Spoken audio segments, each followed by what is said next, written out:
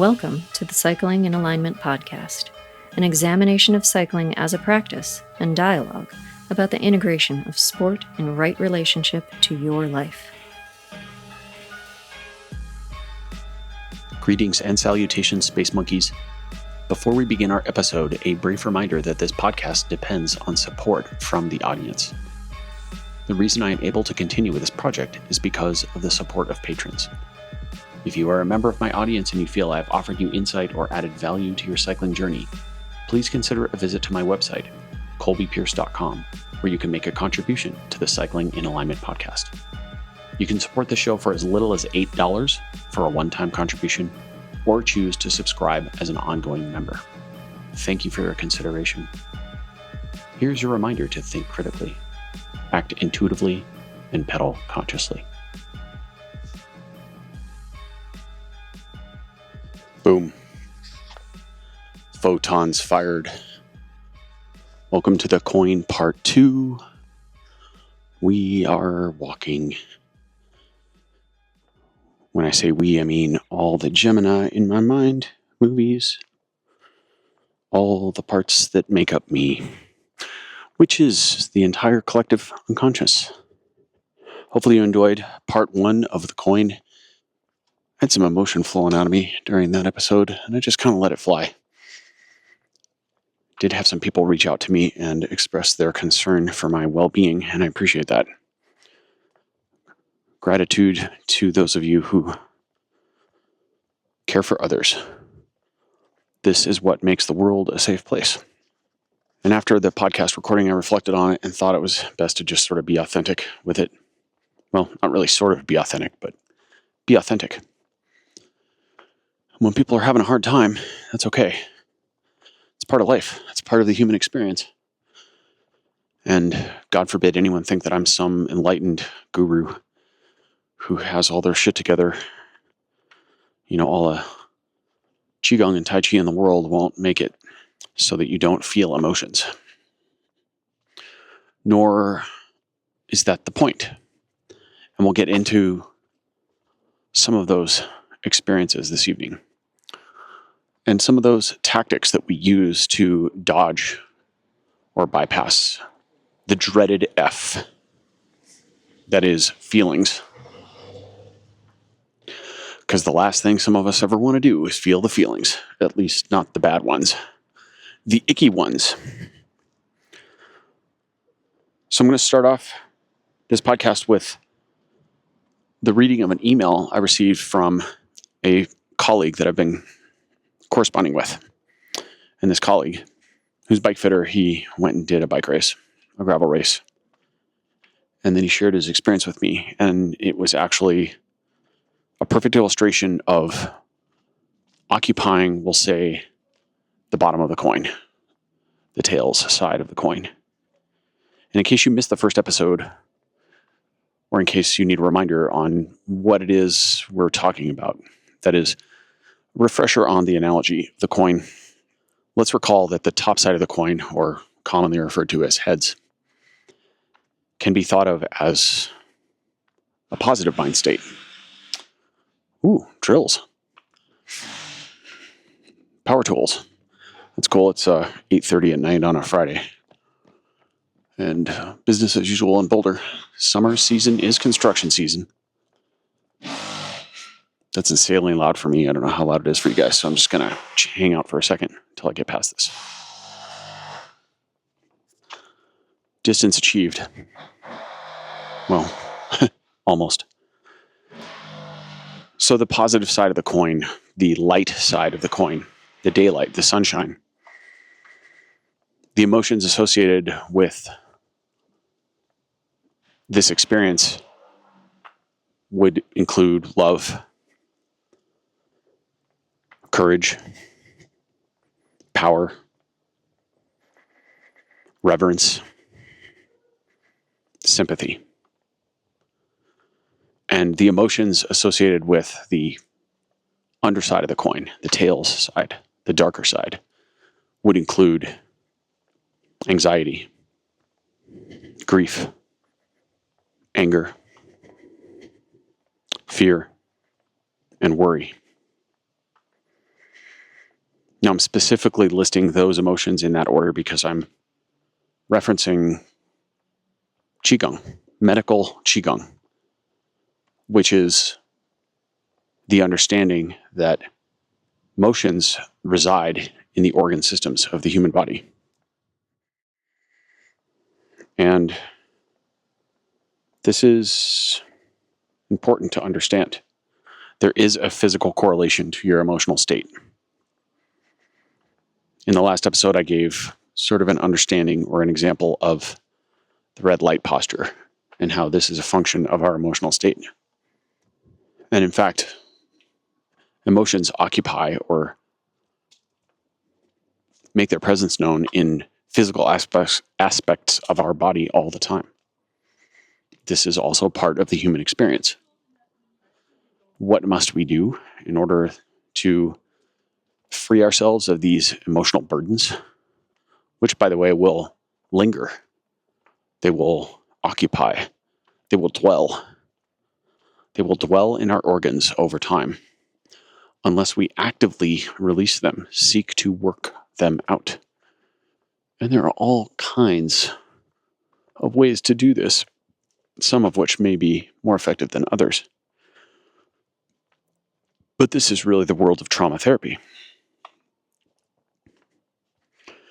And just with any real problem, we can always sort of differentiate between medication and solution, or temperance and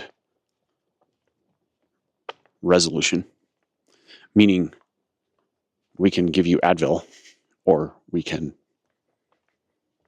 kill the infection, to use another loosely crafted analogy. So that's our outline of the coin as a refresher and perhaps a clarification. So I'm going to stop to read our email here. Note from a rider. First gravel race of the season happened last weekend, and as always, ill-prepared physically and emotionally. As business in the shop goes crazy, all the events start. You are on your feet for 10 hours a day before the race, and although you try to hydrate, eat, etc., it is rarely ideal. Haha. Anyways, it is 100 kilometers long and mass start, so you slalom your way up to the front as it is punchy and all the things you mentioned. I tend to be uncomfortable with mass starts of this size. I fear the worst, so I stay to the edges with an escape route planned, which always leads to more wind and less efficiency. This sounds like a pretty common strategy to me. Well, by trying to ride with the folks above my pay grade, I end up just smashing the pedals and losing all technique. So that's a key point right there. Well, there are several things pointing towards the underside of the coin, but I'll continue to read and then we can analyze. Obviously not wired perfectly yet, so I default to previous patterns that I have established over years on the bike. And by kilometer 40, the cramps start in the VMO, move through the adductor, and eventually persist all the way until the very end. Not so debilitating that I had to stop, but bad enough I should have stopped. Cramps would abate when I was able to reduce the stomping and start the power phase early, but exhaustion stole that from me around kilometer 85. Anyways, 3 days after, the legs are finally not sore to the touch, and I've learned a lesson, many lessons. While I feel my proprioception or interoception and awareness are strong, they exist in a narrow band or narrower band than I thought. And when I move outside of that band, it all falls apart. So this was a perfectly written explanation of how we can ride just a bit outside of our abilities and end up in trouble, but also end up riding on, we'll say, the bottom of the coin. Riding on the underside. Maybe that's the expression. And when we're riding in a group that we perceive to be above our pay grade, this is a different perspective, right? I mean, there's an old saying, if you're the fastest guy in the ride, you're probably on the wrong ride, right? And this is true if you want to get better. I mean, really what we're talking about is being in the presence of riders that are going to push your envelope. But it's not always true, because there is a strength in being the strongest rider there. Granted, it can be an ego boost, and then if you go to the race, you think you're going to win everything, perhaps, especially if you ride with the same group all year long and you drop them endlessly. You might eventually come to the conclusion that you're the best rider on the planet. And then you go to a race and get smoked because someone from another state shows up and destroys you. This is cycling. But there can be benefits to being the strongest person on the ride. It pushes you in a different way. And there's a psychological game that happens here, right? I've always found it interesting that coaches and tacticians, armchair tacticians or bike racers, tend to have very strong opinions about whether you should follow or lead on a climb, for example. And I also find it interesting that teamwork is such a thing in cycling. I mean, there's a paradox here. Cycling is it's a team sport where an individual wins, to quote Jonathan Vaughters, who succinctly nailed the tension of what it means to be a World Tour rider right on the head, or a rider in any position of the sport, really, but more so in the World Tour. Because the truth is, on a steep climb, when someone's pacing you, you're not getting very much benefit. In fact, often you're getting none, like zero, because the draft effect is so reduced. And so what's the deal? Like, it seems to me that people often sort of miss this, but I think about it all the time.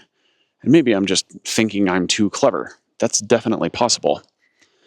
But here's what I see. If someone's pacing you on a climb, and they're riding at a speed that's just a bit above your level, right? They're riding at your 16-minute mean maximal power for a 20-minute climb. So you might be able to do it on the day, but it's going to really have to turn you're really going to have to turn yourself inside out. But that person is wearing the same jersey that you are. They are perceived to be helping you. But if they're wearing a different jersey than you, they're trying to drop you. Now that's the coin right there. It's perception. Because the reality is, the physics of it are the same. Oh, hi, kitty. Oh, we have a kitty who's going to say hi, so we're going to pause. Hi. You want to come say hi? Oh, you're an old kitty, aren't you? I can tell. Yeah. Hi. I think it was Jordan Peterson who said that you should stop to pet a cat. I know Jordan Peterson is pretty controversial right now. Maybe his name is a bad word in some circles, but I do believe you should stop to pet cats, which I'm doing so right now. Hi. Oh, you're a nice kitty. Yes, look at that handsome lion nose. Oh, yeah. Just a nice kitty. Okay. Kitty petted. So, this is the thing about perception. It influences your psychology. It influences your perceived exertion. It influences your outcome, potentially. The jersey is the same as yours, and they're helping you. The jersey is different than yours, and they're trying to drop you.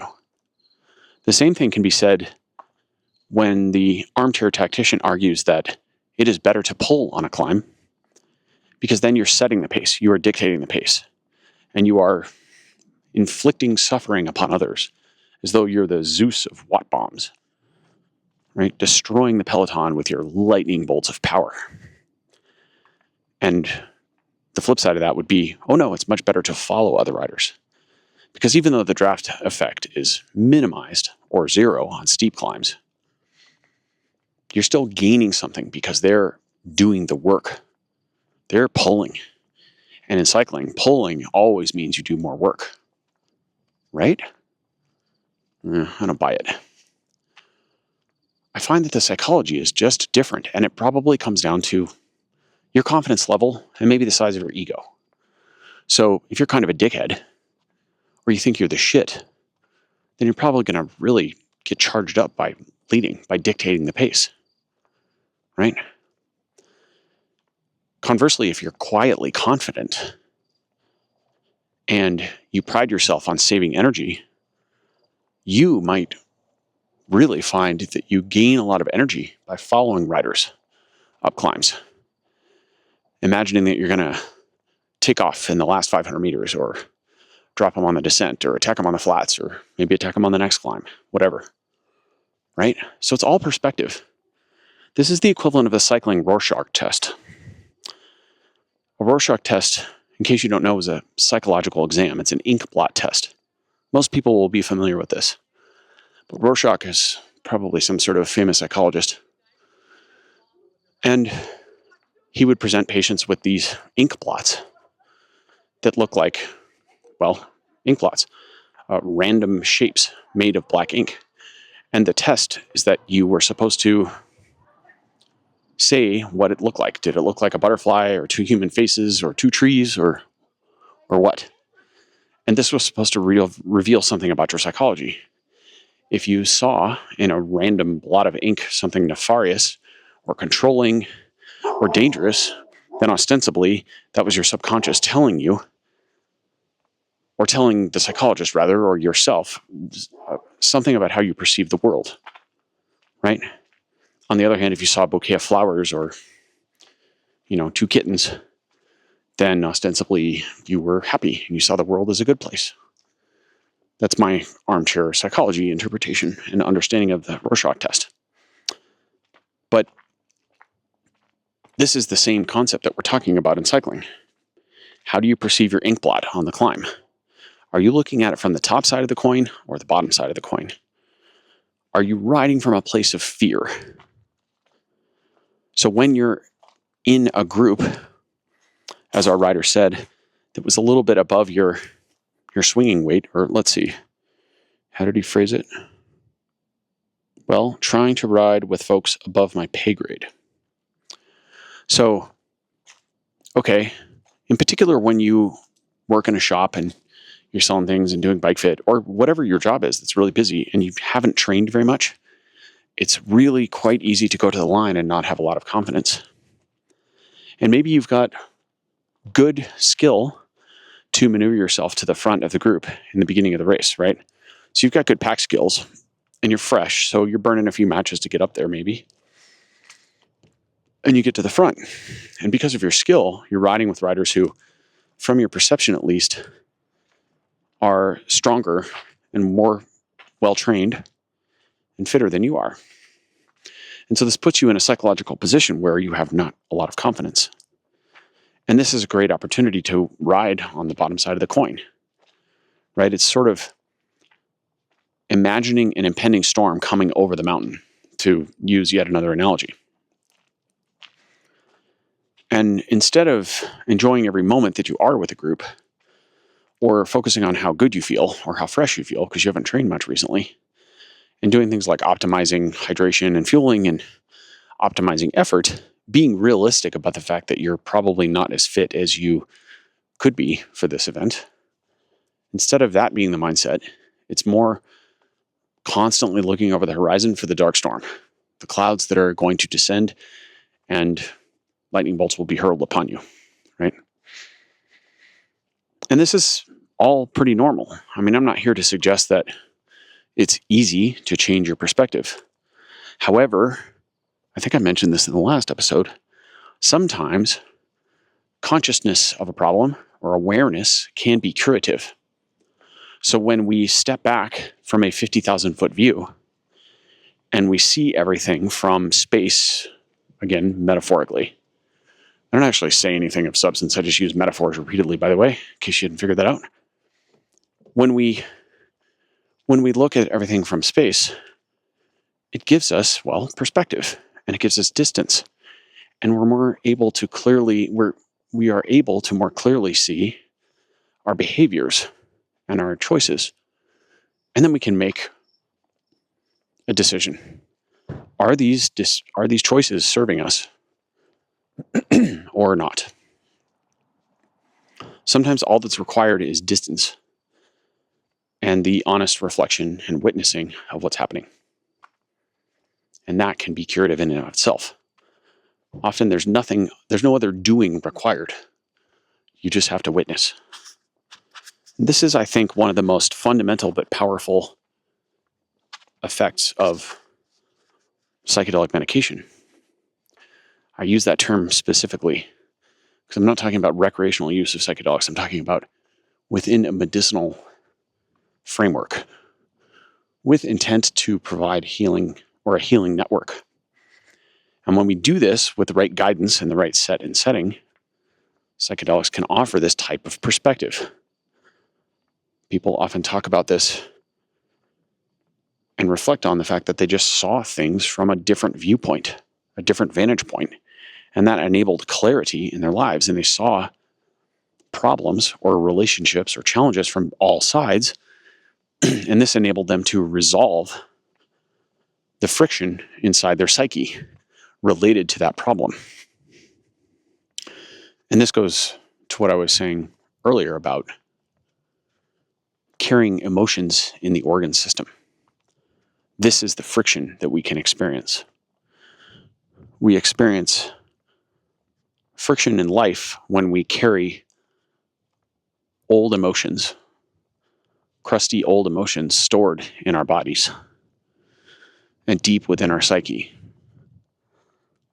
The organs and the deep psyche are one and the same. We also heard a writer talk about how he was stomping on the pedals, and at certain points he became conscious of this and attempted to remedy it.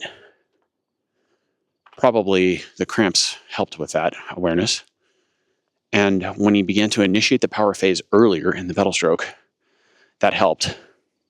But by that point, he dug such a deep hole that it may have been a bit late to do it. And he said around kilometer 85, he was in the box pretty hard. This also goes directly to what I was speaking about earlier, how your psyche and your perception, your Rorschach test, will influence the physical expression of how you make power.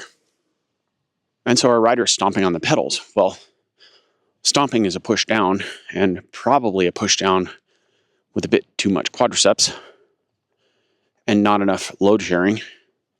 And the quads may have been able to handle this load, but specifically not the VMO. And then when the VMO taps out, then the adductors take over. That's one plausible explanation for this outcome.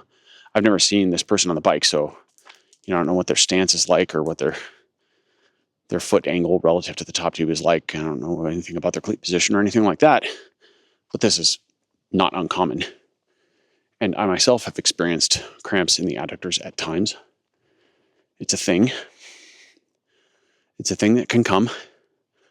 And it just tells us the system is a bit out of balance relative to the demands of the event. And it could be that you're quite capable of making a lot of power without cramping. But if you ride a little bit above your abilities, a little bit too hard, then the technique changes. Your pedal technique changes because you're using a little more, we'll say, you're doing a worse job of load sharing amongst all the lower body musculature, which, for the record, in case you're unclear, is always the goal. You don't want to isolate repetitive endurance movements to one muscle group. You don't really want to do it during sprint efforts either, for the record. I mean, I'm talking even sprint, cycling or sprinting on the track, like 50-meter dash. Do real runners call it a 50-meter dash, or is that me being like a sixth grader? I don't know. That's what it is in my head. Sorry, track racers, runners. We want to load share amongst all the lower body musculature while making power as much as possible. And in particular, we want to load share between fast twitch and slow twitch fibers. That is to say, prime movers and tonic or postural muscles, we'll say. This is the concept of making power accurately, right? The idea isn't ready, fire, aim.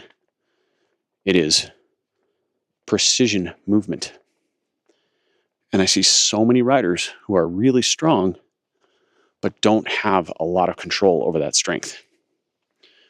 And to quote the infamous Paul Chick, You can't fire a cannon from a canoe. Meaning, if you have a lot of force that you can develop, it's not going to mean anything unless you can actually control it or direct it precisely, at least not in a sporting context. And there's a good chance you'll injure yourself if you continue to develop force without simultaneously developing the ability to direct it precisely. So that's what we're talking about, is the ability to make a smooth pedal stroke. That is, the ability to pedal with supple muscle, right? And so this is hopefully some sort of North Star for you, this discussion around the idea of this coin. If we are occupying a mind state that is dominated by anxiety, that one would be very common if you're on the race start and you're unsure of your abilities. You feel like you haven't prepared well enough. Maybe you've been injured. Maybe you were recently sick. Maybe you've just been super busy with work or life, and you had an idea in your head that you should train a certain amount, but that reality just did not match the idea. This is somewhat normal. This is a common experience in races. And I've had this experience a million times because I've done a million bike races, to speak in hyperbole and also be 100% accurate. Because I really have done a million bike races. And I've had all the different flavors. And I can tell you something from my own journey, which maybe is helpful. For years I was all serious about bike racing, and I had lots of anxious moments and lots of nervous moments as a young rider, especially junior. And most often that would manifest as stomach trouble. And specifically that would just manifest as my stomach just hurt. That's all it was. It just hurt.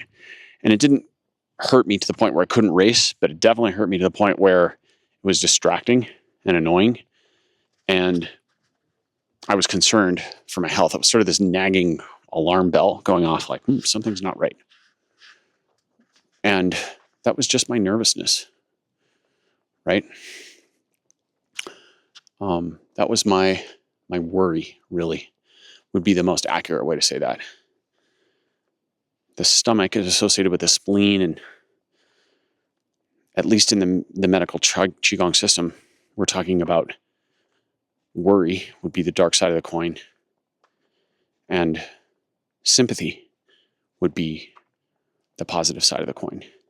And in this case, we could say that the way to help myself be less worried about my results would be to be gentle with myself. Because when you're gentle with someone, you have sympathy.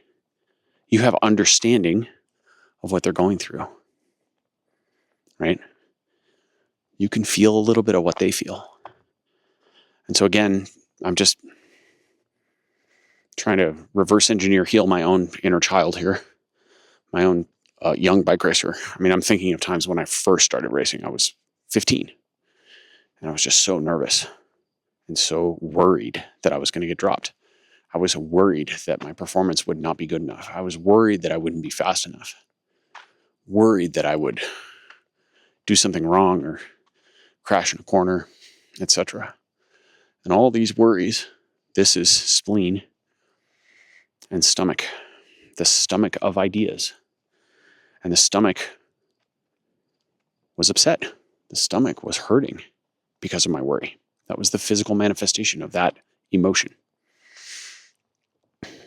And so we're imagining that if I was sympathetic to myself as a young rider, if I had the maturity or the wisdom to look at myself and say, I get it.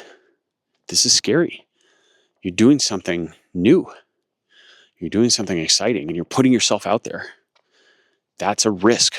Competition is a risk. I don't mean a risk that you're going to break your collarbone. I mean, yeah, that's part of it. But it's actually a much bigger risk than that. It's a risk that you're going to fail. It's a risk that you're going to try something that's really hard, and you might not be very good at it. You might suck at it. Or maybe even worse, you might try your hardest and do your best and then get 4th or 9th or maybe 80th.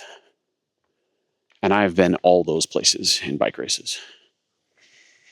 I've been in bike races where I've been going so hard and then looked up and seen over 100 riders in front of me. That's a character building place to be in.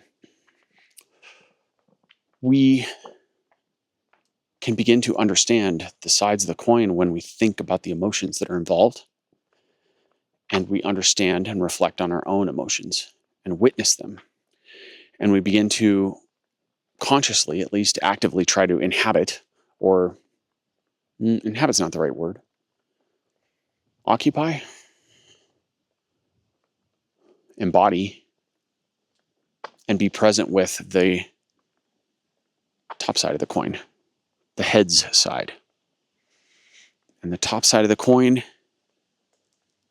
is filled with sympathy in this case. If we're talking about the heart, we're talking about anxiety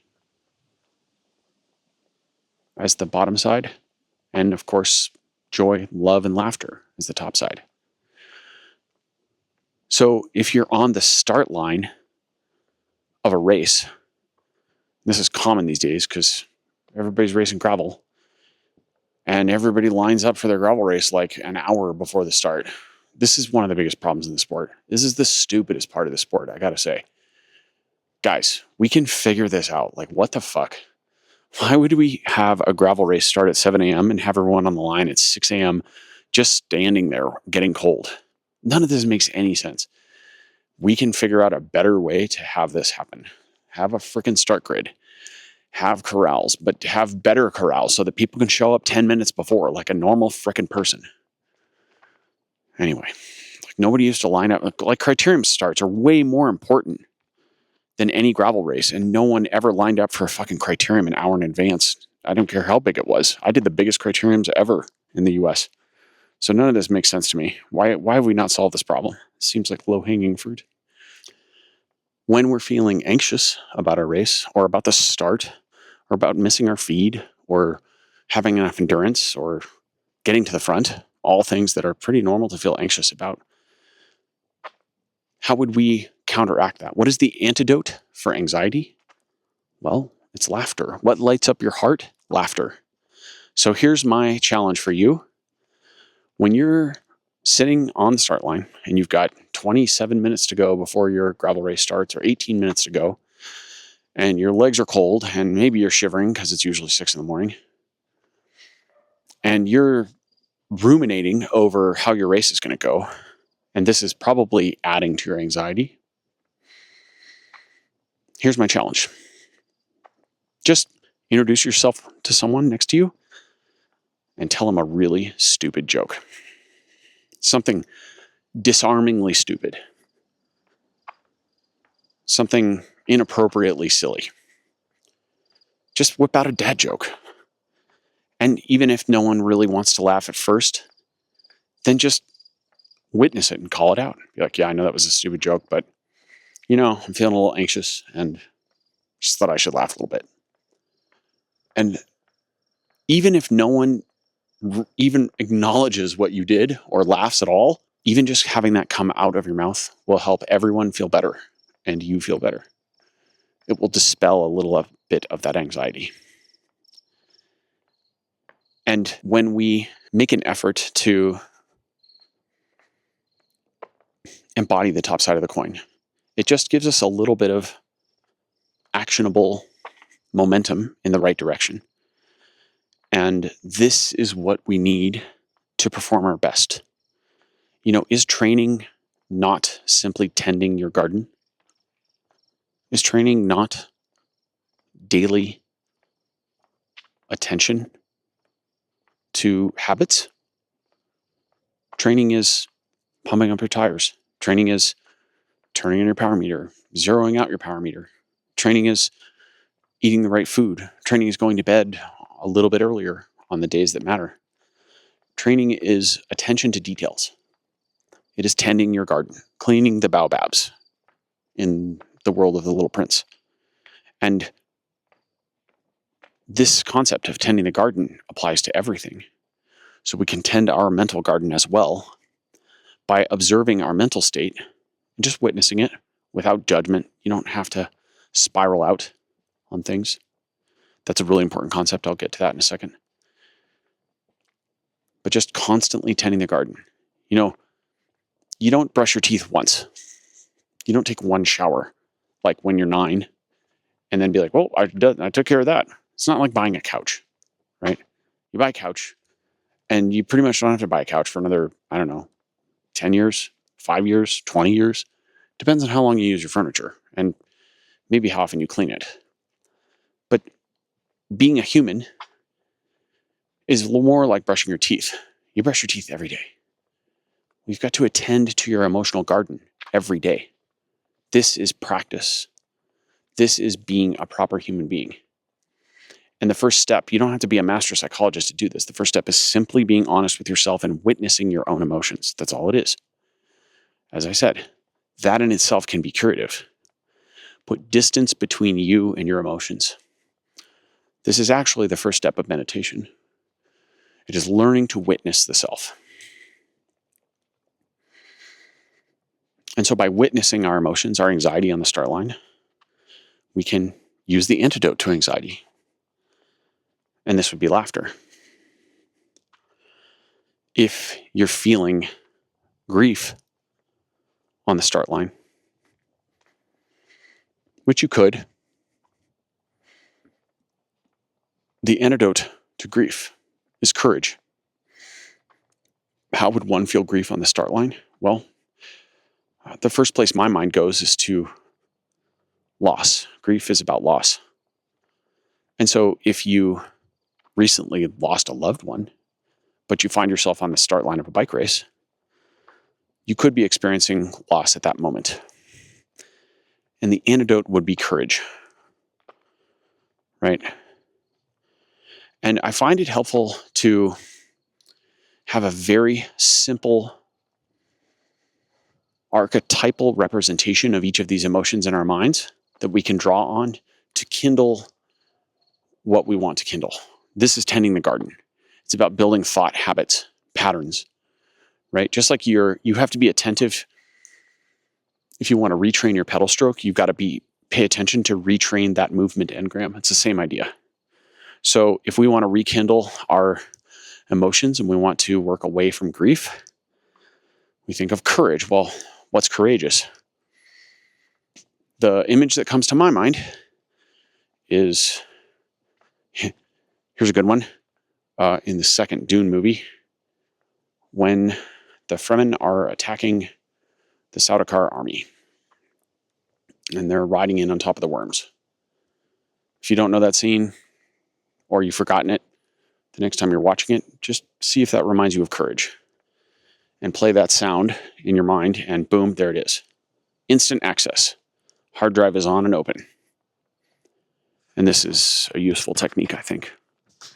Maybe you have your own idea of what courage sounds like or what courage is, how it's embodied. And I invite you to use this. This is good.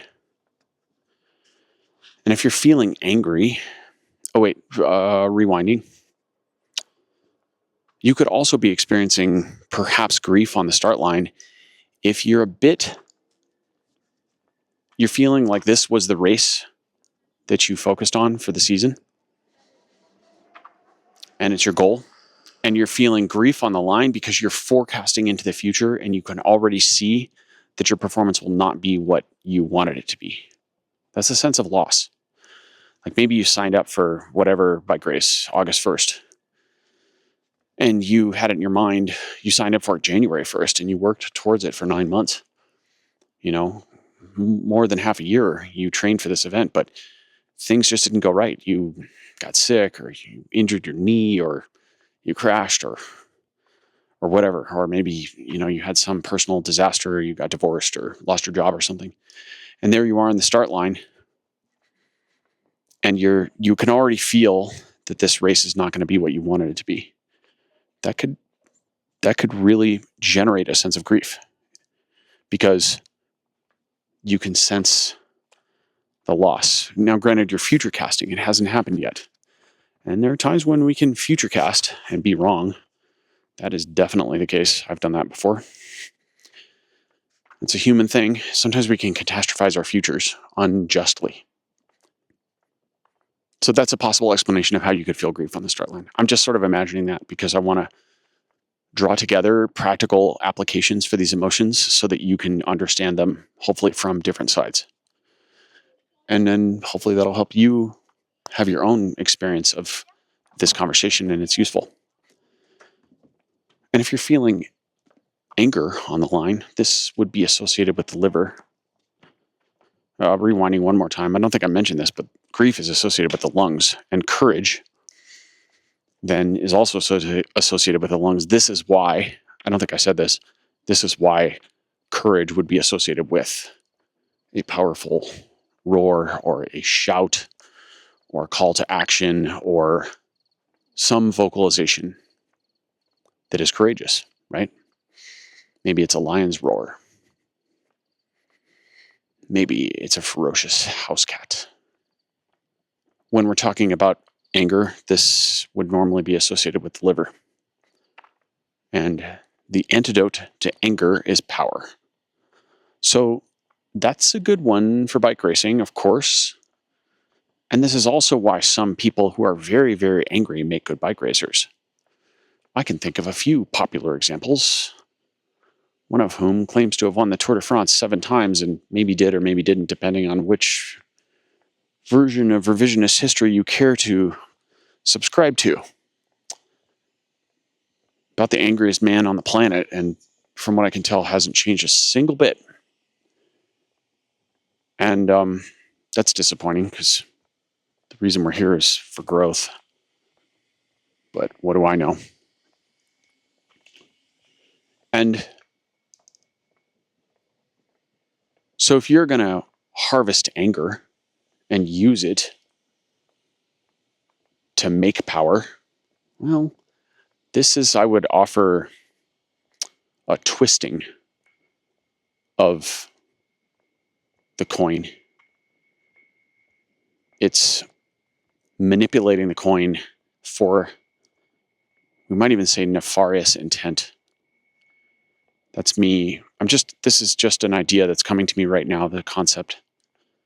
But when we use anger to make power, this is very dangerous. This is really the failings of men. This is where men fuck up most often, I would say. They exhibit power over others, other men. They exhibit power over women. And this is the failing of men.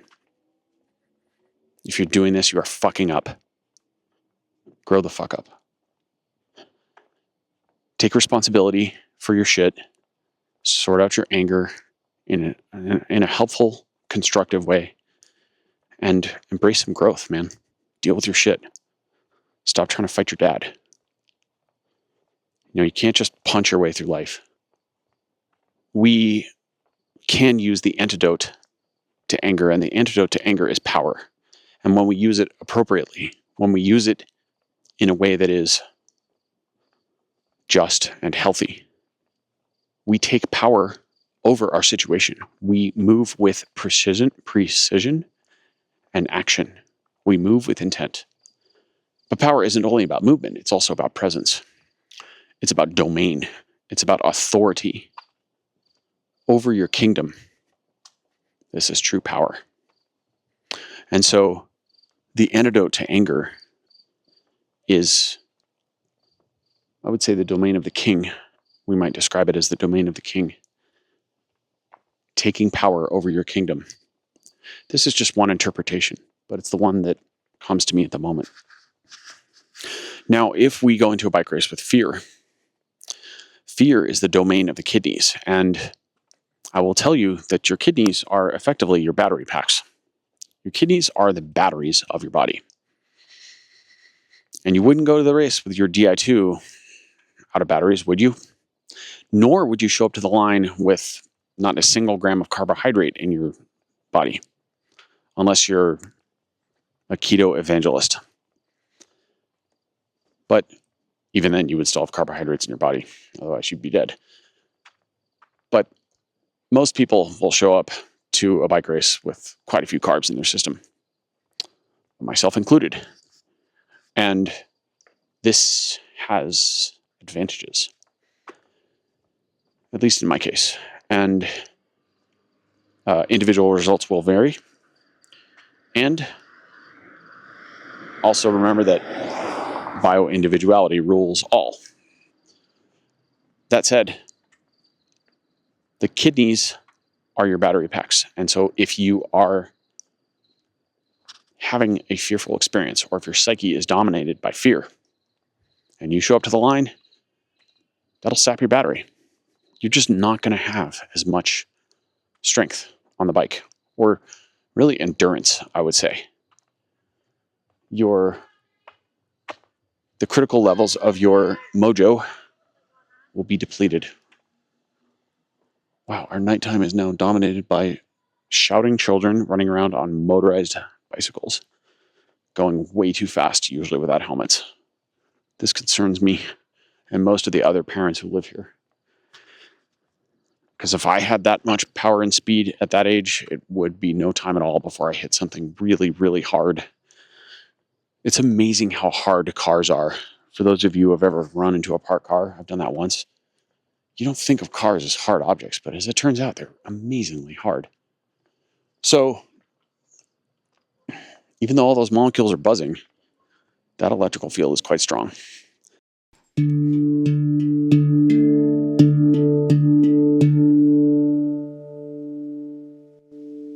Wisdom from the Tao Te Ching. Look, and it can't be seen. Listen, and it can't be heard. Reach, and it can't be grasped. Above, it isn't bright. Below, it isn't dark. Seamless, unnameable. It returns to the realm of nothing. Form that includes all forms. Image without an image. Subtle, beyond all conception. Approach it, and there is no beginning. Follow it, and there is no end. You can't know it, but you can be it. At ease in your own life, just realize where you come from. This is the essence of wisdom.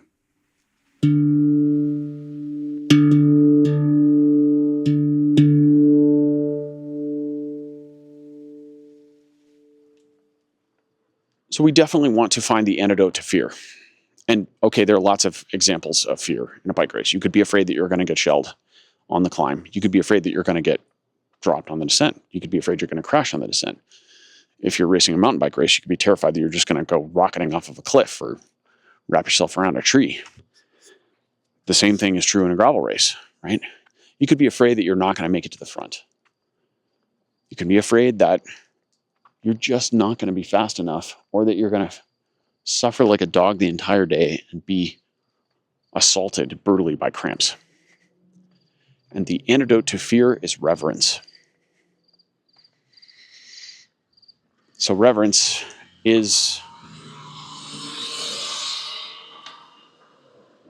it's a respect for everything and anything on a cosmic or universal scale. Again, bringing back the theme of distance from your experience, giving yourself perspective. Reverence is about honoring the race, the experience, the training you have done. It's about reverence for self. Give yourself some credit for the fact that you showed up.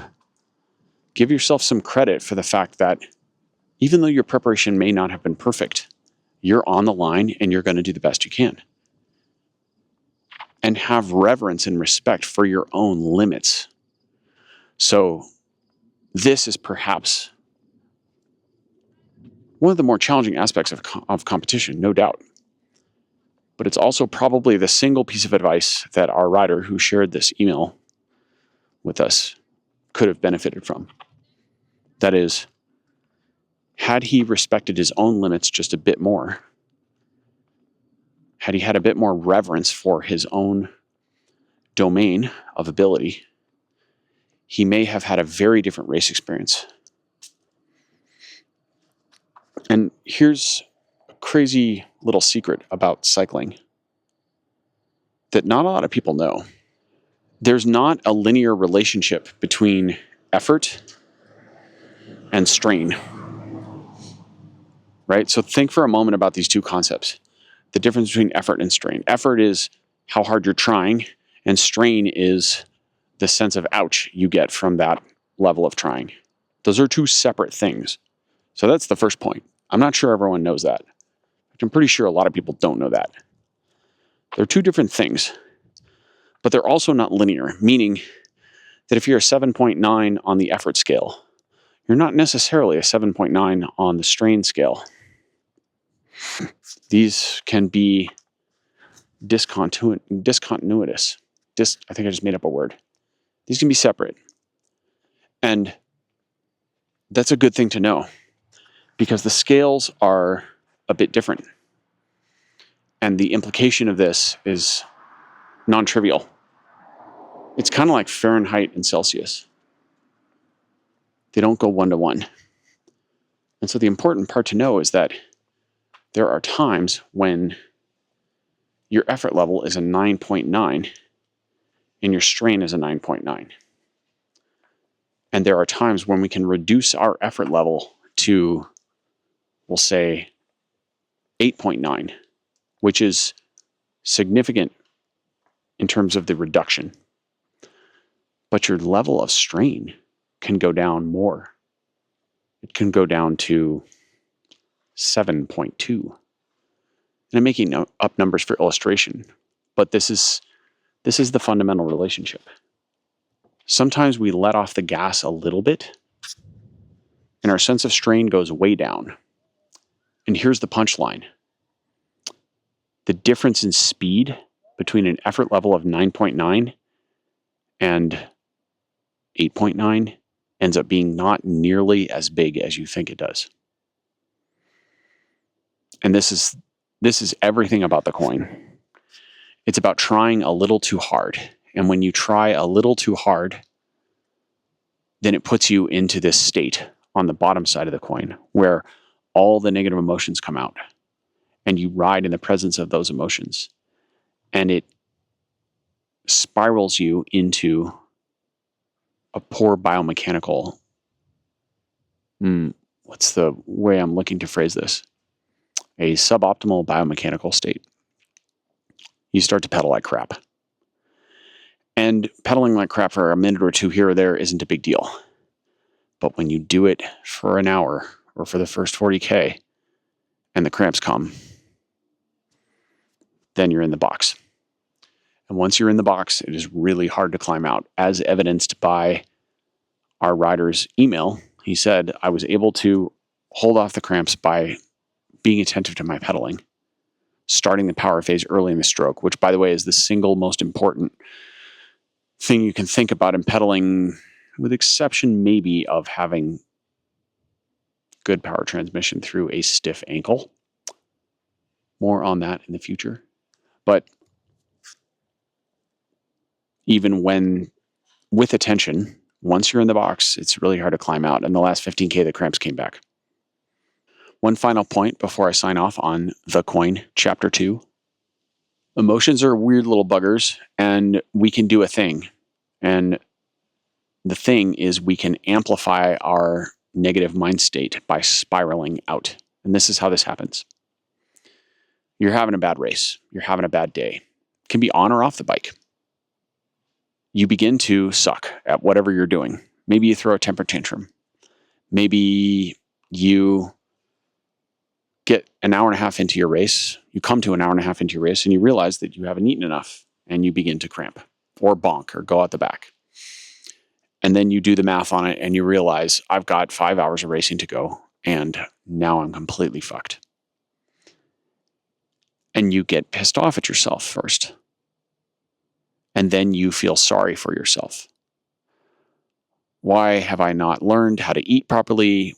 Why am I sucking so bad? Why are all my friends doing well? They're in the second group and I'm in the ninth group.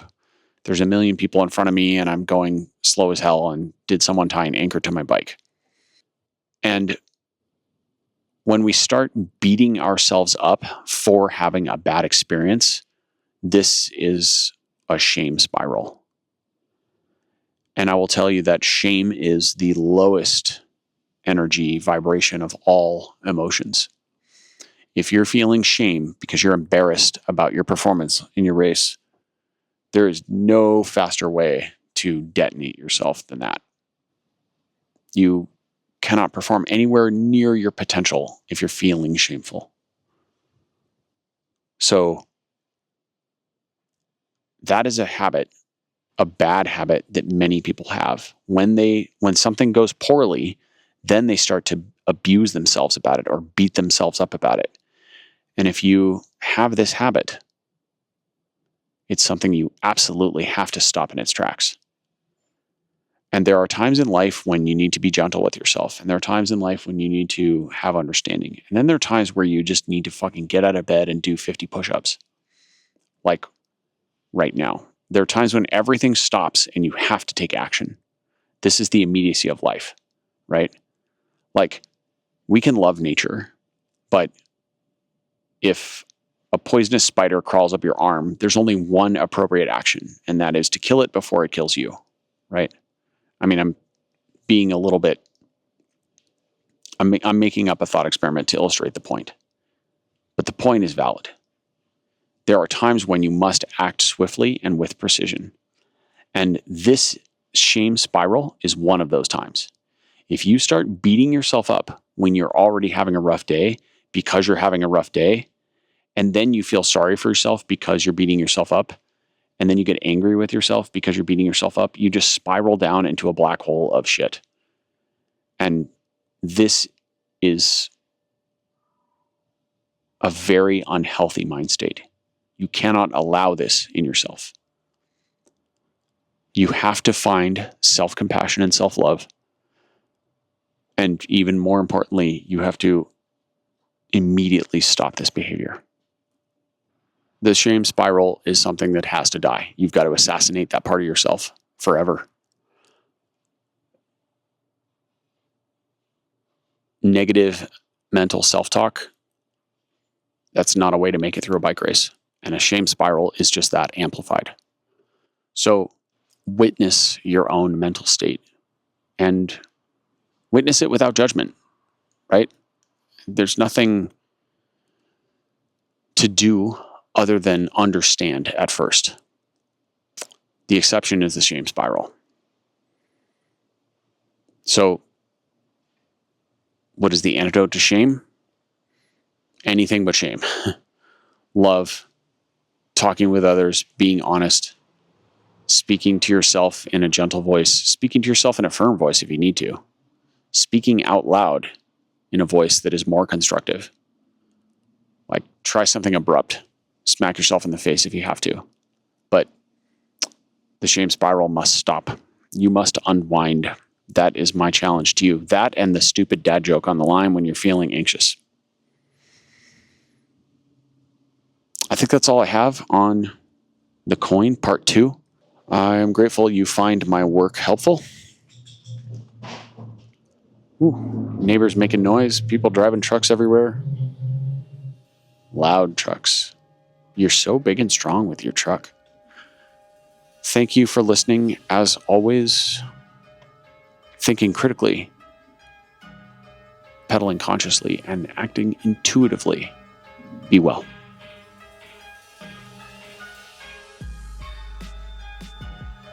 Attention, well dippers. Did you know that I offer a unique service at my studio in Boulder, Colorado? An integrative fitting is the culmination of my experience and understanding that helps an athlete have a deeper insight into their relationship to cycling and movement. This is understood in the context of how the dream, goal, or objective aligns the client's choices and habits. The psyche, the environment, and drive will all influence the current expression of athletic ability. As we understand these factors, we can shape and direct athletic potential. What this means in a practical sense is that we spend about 6 hours working together, including a short or outdoor ride. I will film you on and off the bike, and we will discuss an extensive intake questionnaire. You will leave the fitting with a unique perspective on your function and with actionable pathways to improve your performance. This service was created specifically to help cyclists who have been through various fitting sessions and have had unsuccessful or unsatisfactory results. We dig deeper to find more meaningful outcomes. If you are interested in knowing more about an integrative fitting, please visit my website, colbypierce.com, where you can book an appointment.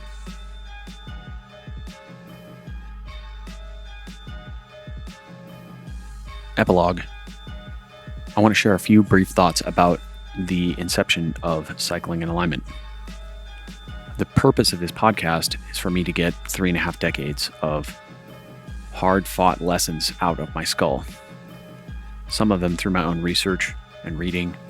Some of them I've been taught through mentors and colleagues, other riders, other racers. A lot of it, a massive amount of it, was simply trial and error through my own stubborn methods. And that has amassed a certain amount of experience and knowledge, understanding. And while I think I'm reasonably smart and I know quite a bit of stuff, I want to make it clear that the opinions that I share on this podcast are belief systems built on what I've experienced to this point. And that some of those opinions are pretty strong, but they are also loosely held. That is to say that if I learn more about a topic and have a greater level of clarity or understanding, then my old belief systems will be abandoned and I will now operate under that newfound knowledge. So I'm not here to tell people all the things that I know. I'm here to explain what I've learned to this point. And there's a big difference. Also, that is the intent when I discuss things on the pod with guests, is to learn from them and have a discourse. Because if we can't have a discourse as adults, then we've lost one of the basic tenets of modern society. Even if we disagree, we ought to be able to, in most cases, shake hands and walk away. Because after all, this is sport we're talking about, and while sport is training for life, it's nothing to get too upset over. The purpose of the podcast is to help me help other people, and specifically to help them actualize their highest potential by illuminating a path that enables alignment with their truth, their intent, and their coherence. That's really the end goal. So I'm grateful for your listening. My intent is also not, to be clear, to gain an audience or become popular or gain social status in any way. I don't care about that stuff. That said, if you feel an episode that you have heard will help someone you know, please share it with them. That helps us reach the end goal, which is to help more people. Thank you for listening. I'm grateful for your time and attention. Blessings.